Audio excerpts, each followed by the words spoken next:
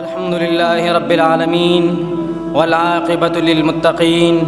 والصلاة والسلام على سيد الأنبياء والمرسلين أما بعد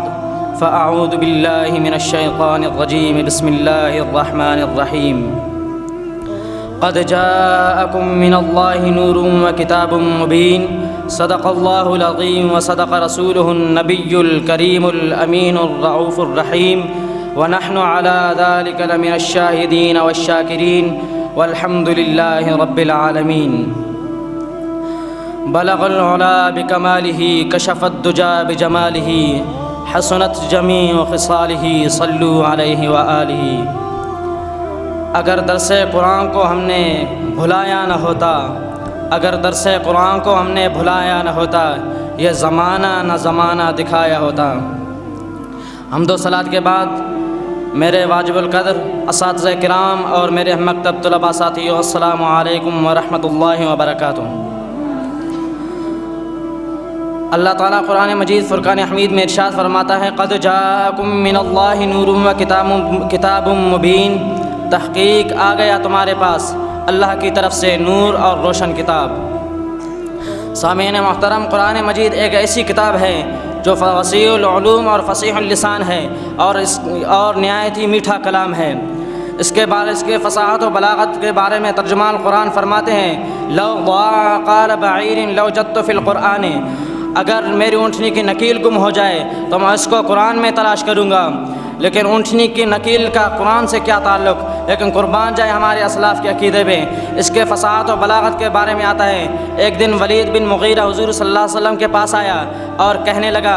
اقرا علیہ، کچھ پڑھیے۔ آپ صلی اللہ علیہ وسلم نے ان اللہ یأمر بالعدل یہ آیت آخر تک تلاوت فرمائی اور کہنے لگا خدا کی قسم قرآن میں شیرینی اور تازگی ہے اور اس کی ظاہر مثمر اور اس کا باطن مغدق ہے۔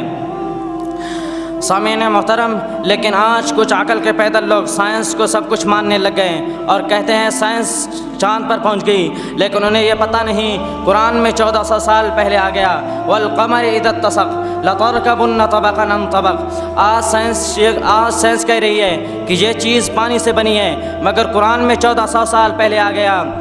وجعلنا من الماء كل شيء حي، اور آج سائنس یہ بات کر رہی ہے کہ زمین میں طرح طرح کے خزائن موجود ہیں، مگر قرآن میں 1400 سال پہلے آ گیا وحصل فيها رواسي من فوقها وبارك فيها۔ اور آج سائنس اس بات پر تحقیق کر رہی ہے کہ جانور کے پیٹ میں دودھ کیسے بنتا ہے، مگر قرآن میں 1400 سال پہلے آ گیا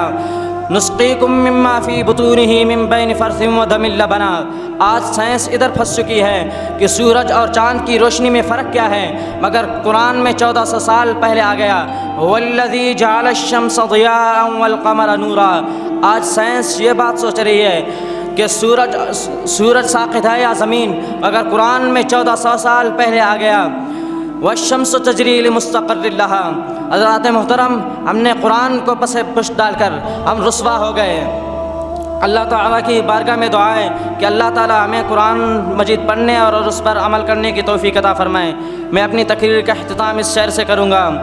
اللہ کی سرتاب قدم شان ہے یہ،